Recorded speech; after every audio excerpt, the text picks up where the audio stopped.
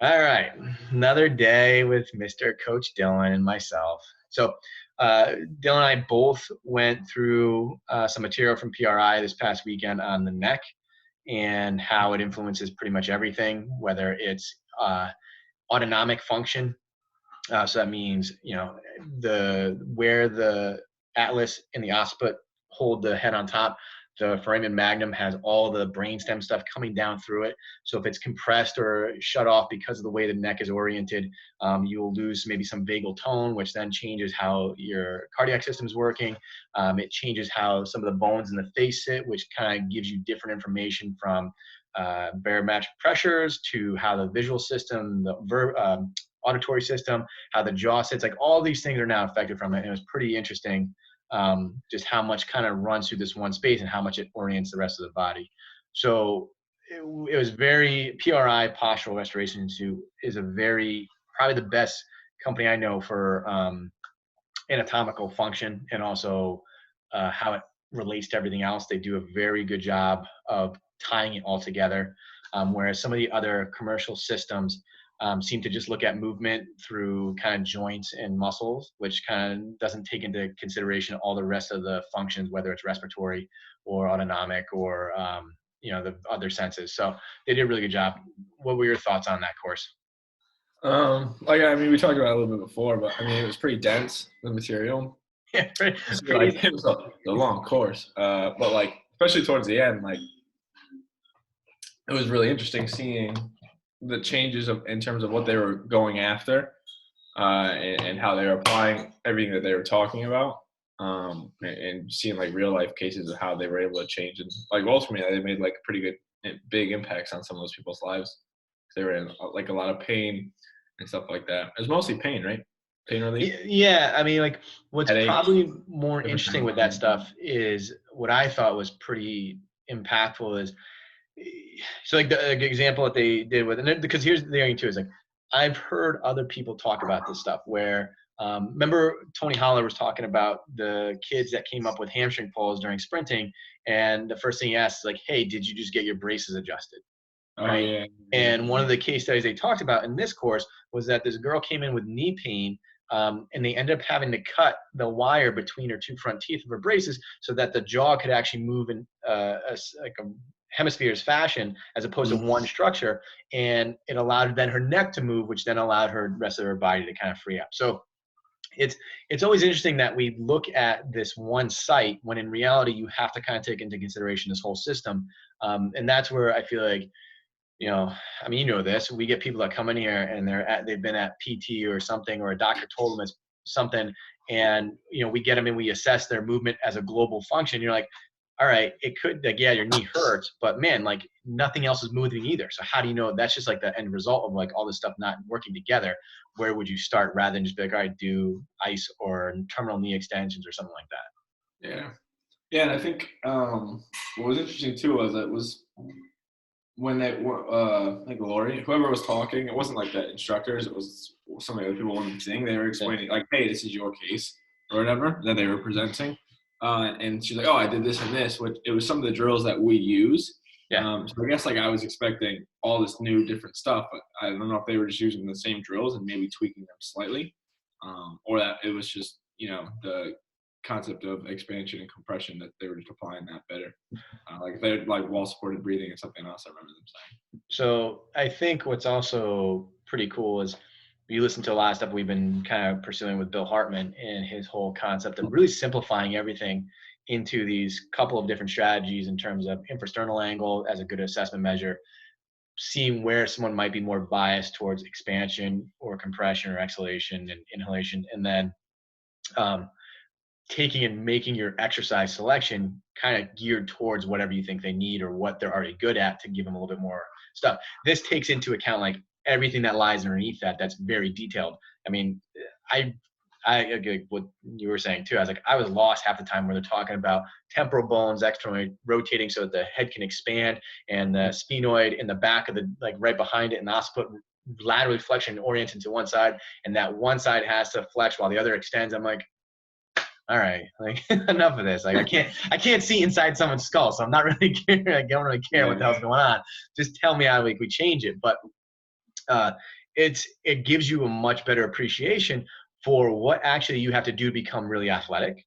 You have to give up some of these qualities because you need to get super compressed to create enough force to then propel yourself forward. But at the same time, if you then can't come back to that expansion position, it's going to cause something down the road. And it's like, how do Well, you in know where terms that of line is? athletics, you think these kids or athletes, college, professional, if they're doing like a lot of training or games, whatever, and they're ultimately going to be super compressed, you think that a big part of their recovery then needs to be about getting some expansion?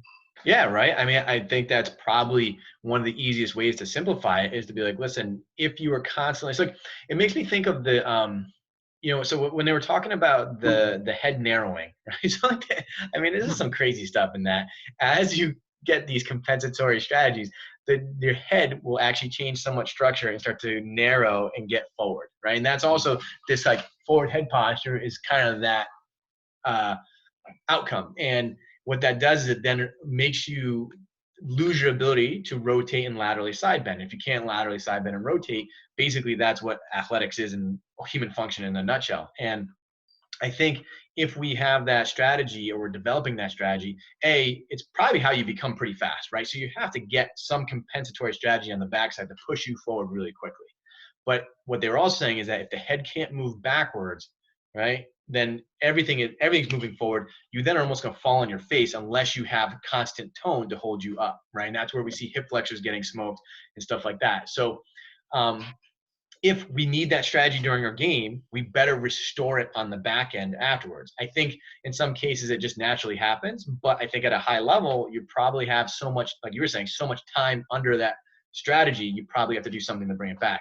One of the questions I actually asked on the survey was like, what I would like to see is like, yeah, how does this actually get involved into like maybe a warm up or a cool down so that we can combat some of those things right off the bat?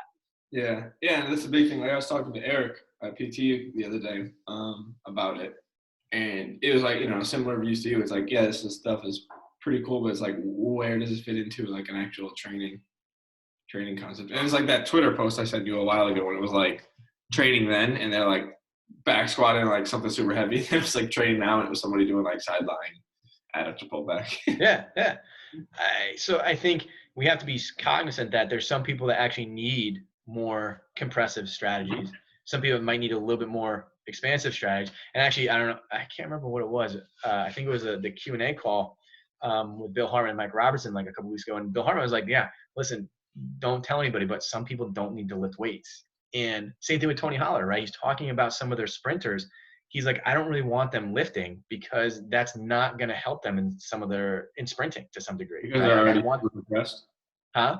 Because they're already compressed. I think it because if you add an external load, you are automatically going into this compressive state. And if I need this very high ability to compress and expand again, like that's sprinting and jumping for the most part, then you don't want a system that's really constrained with all this tone because it's adapting to a compressive strategy. So like you don't want to lose that ability of like rapid compression and expansion, and lifting weights, whatever you're going to be. It almost like in terms of plyometrics and heavier. Yes, right. And if you think about what they were talking about during the seminar, in that the neck everything needs to be able to act as a pump, right? I need to be able to have this thing move up and down. I need to have all these things be able to expand and compress because that's how we get stuff internally to like fluids to move and all these different strategies. Like if you think about me flexing my arm, I have to compress on this side and expand on the backside. If I can't get fluid to move, I can't move. So, or pressures to change, I can't move. So I don't necessarily want someone to be so toned up that they can't expand on one side and then compress on the other. Because then and toned up, the way you would explain that to like, the general population or a client, how would you go about that? Like in their language. Well, let's take one step back because I think this is important. There's a difference between having a asymmetry, which we all do, in that I'm going to be bisuds at right side, right? Right now you can see I'm tilting my head to the left, which is the normal strategy that the bi is going to go because it puts me into my right side. If I go this way, it puts me into my left side. Yeah, right. And as we get stressed, we're going to go to what we want to feel comfortable with, which is that right space. And what was interesting about that is if I lose the ability to get both sides, I become toned or I become tense on bilateral. And if I've got a bilateral extension-based pattern, I'm pretty much screwed, right? And that's where we probably see a lot more damage done because we can't shift side to side. And if I keep running at a hard level and I want to turn, I got to go through something, right? And if it's a joint and some of these segments aren't going to let me do it, I got to blow through something else. So I think when we think about tone, the first thing is it's usually going to come from this top space because the brain's getting some input from the floor and then it gets kind of interpreted and then a signal comes down. Now, if I have this position that is telling me I have to have more tone to stay upright, all those tissues now have to have accessory kind of compensation, which is going to make things harder to do. So tone isn't like, because like the first thing you probably think is like, oh, then stretch. It's like, yeah, but you can't stretch out neural tone because the brain is using it for something, right? It's just going to revert back. And I think that's the hardest thing to really figure out is if I have a tissue that feels tight, is it tight because it's shortened or is it tight because it's lengthened? And the brain is like saying like, man, if we let this go, you're going to fall forwards or something's going to go wrong. And I have to keep it tight. So I stretch it out. I inhibit that strategy. And then 2 seconds later, it's like, screw that, man. Let's get tighter because you just ripped us apart too much. And now we can't do what we're supposed to. Mm-hmm. I think that's like, I don't know. Like, what were your thoughts? Like, how would you explain it to like one of your soccer players? How would I explain that? Yeah. Because a parent is like, yeah, her hamstrings are over tight, and I keep telling her to stretch them. It's like, that's probably not what you want to do. Yeah, I mean, and what was interesting, I did in my junior year, I had to do some kind of statistic presentation for like my stats class on any topic, like something with health, fitness.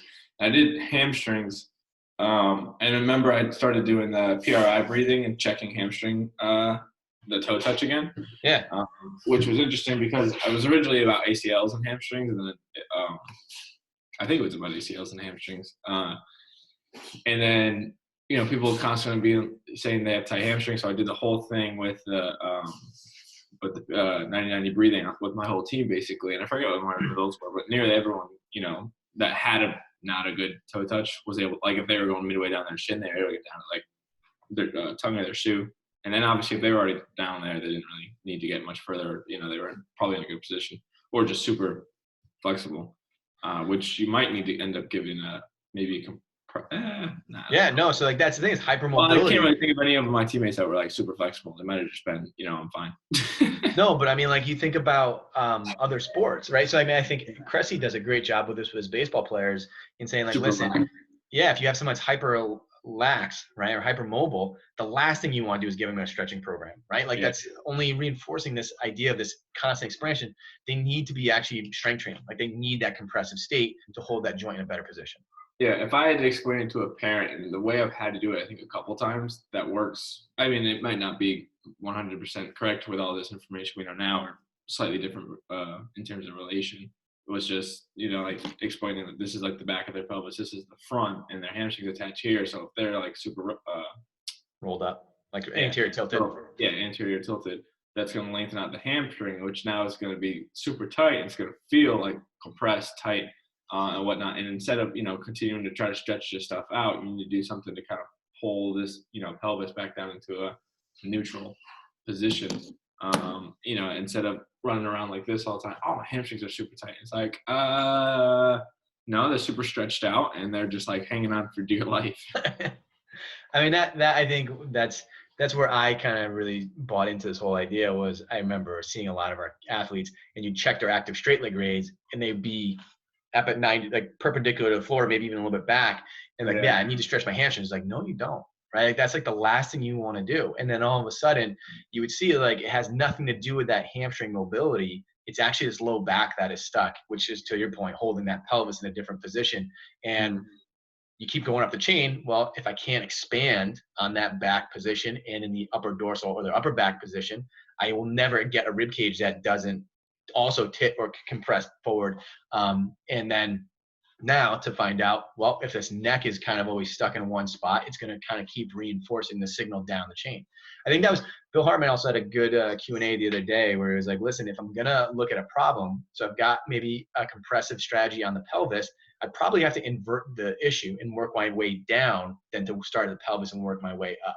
And same thing, because he's like, if you think about how air comes into the lungs, it doesn't fill from the top down, it fills from the bottom up. So if I can't expand on the upper part either, I'm not going to be able to kind of get this stuff. So if I can kind of flip you, invert you, I can probably get it to work a little bit differently.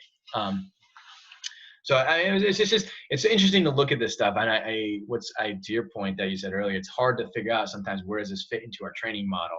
But I think you have to be aware of it because like how many kids do you see come into our facility where all of a sudden you're like, I have no idea why you can't figure out what you're doing.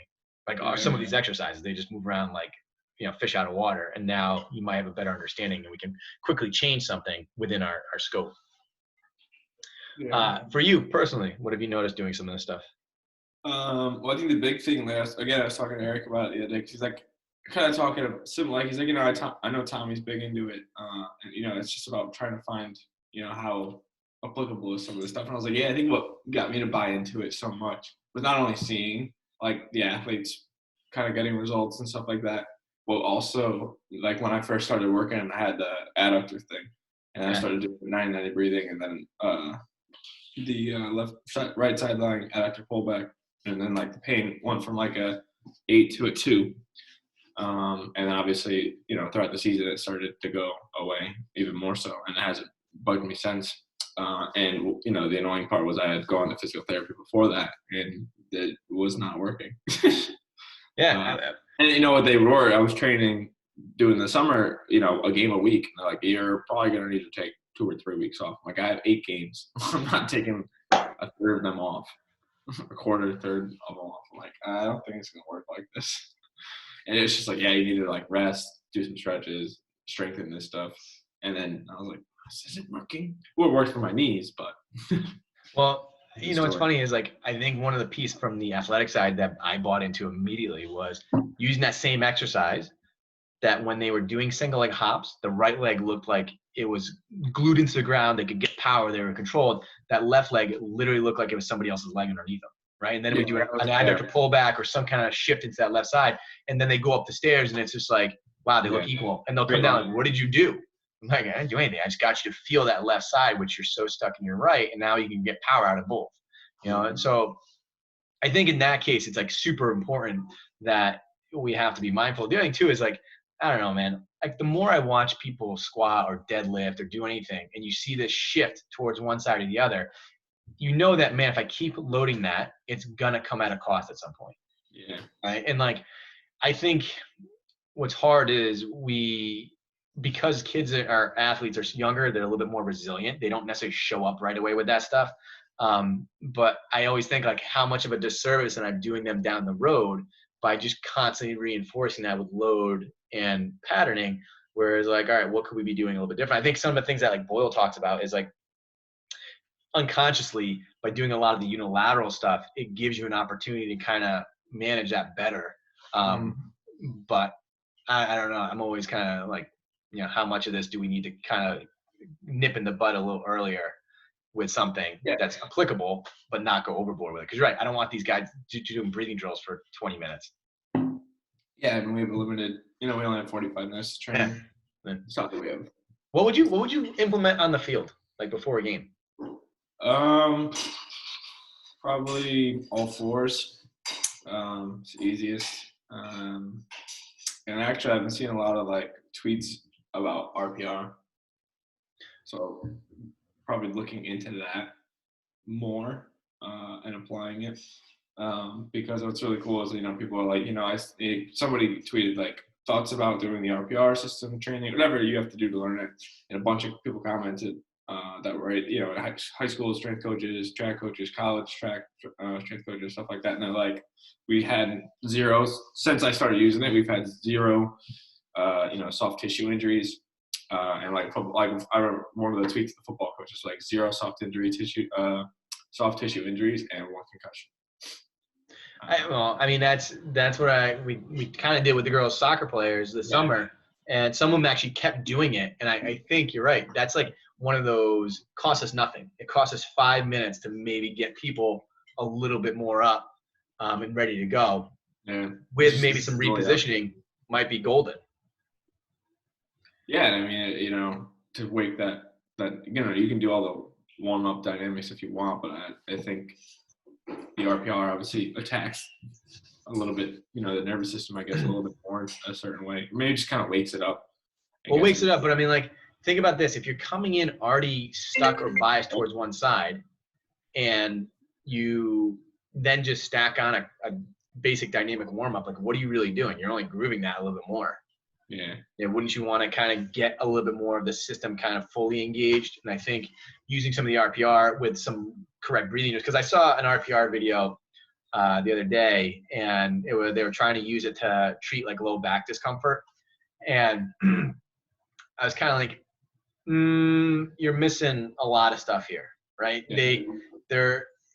This guy's telling you he has it on like discomfort on mainly on one side, or he can't touch his toes, or bending forward hurts, and they're doing a lot of like lateral side bang, trying to open up the space, which is great. But there was also some things where they didn't really check anything about adductors. They weren't really checking anything about you know, how the hip was actually, you know, they're trying to get, basically the whole thing was they're trying to activate glutes and do this stuff. And like, based on what we just learned, and I've seen this, like, this is the thing too, is like, I used to be the king of like trying to get glutes on because I thought that was how you corrected that pelvis.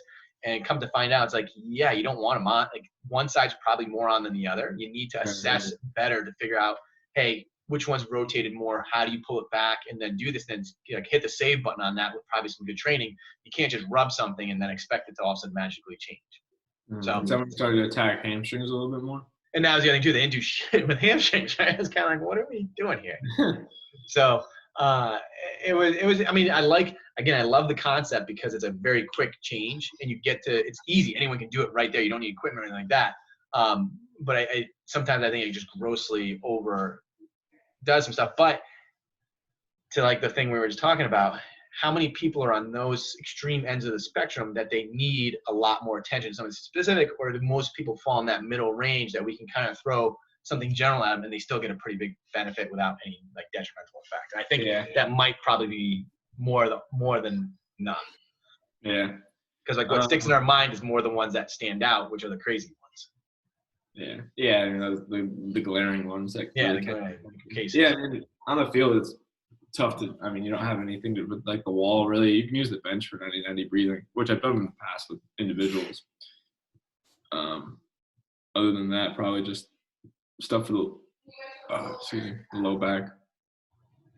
I think the simplest thing there is all force breathing and its progressions. Yeah. Probably like think about like maybe an all force breathing, a hip cars, like a bird dog, and something else, and then go right into RPR, and they should be good. They should be pretty at a very different state than when they started. Yeah, I've been doing like all force breathing, glute bridge, and then like Spider-Man. Yeah, actually, that's good too. I like that one too. And then just adding in, you know, like next phase, Spider-Man with rotation, single leg glute bridge, and kept all force breathing. Well, in terms of things you've taken now, where would you rate that course? I guess it would depend on what I'm rating. Content. Like I don't know, the quality of it. I mean, it's just hard because I don't know if I fully fully appreciated what they were giving. So probably like a 7, 8, 9, somewhere around there.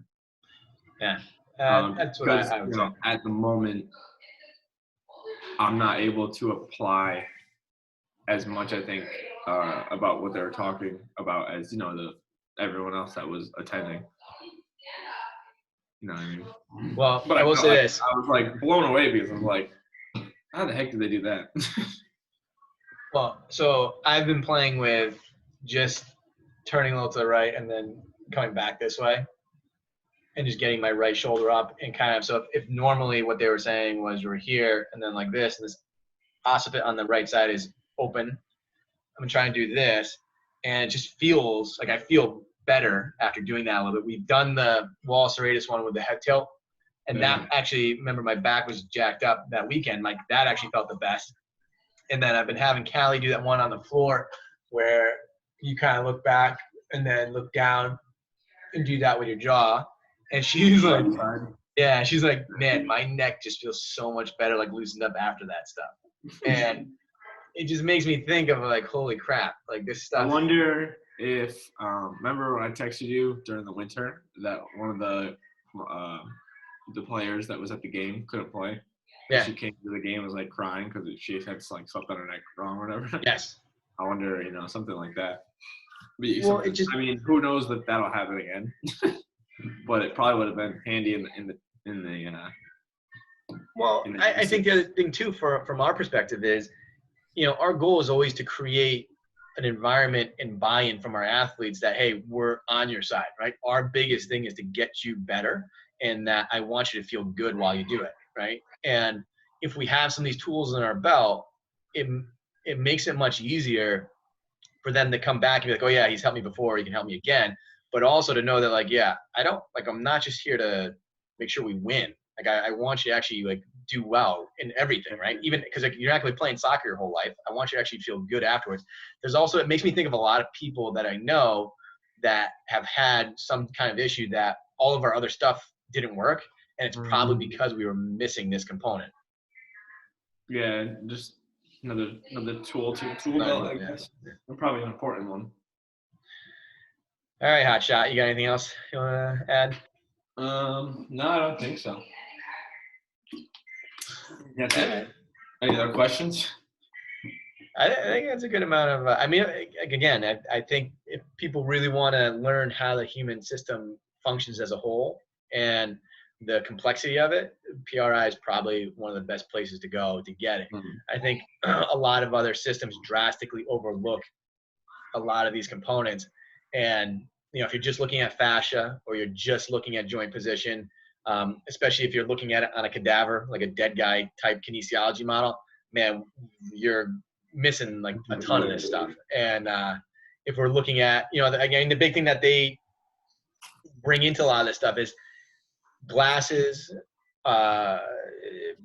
teeth, right? All these things, jaw position, all really dictate how we interact with our environment. And, if we look at the brain as its main function is to help us do that, then movement is the way we get information from the environment, and then how these things sit give us a representation of our where we are in space. And then if that's altered, man, we're gonna have some challenges down the road if we keep like going that way. Gotcha. Yeah, agreed. All right, man. I will talk to you next week. All right, sounds good.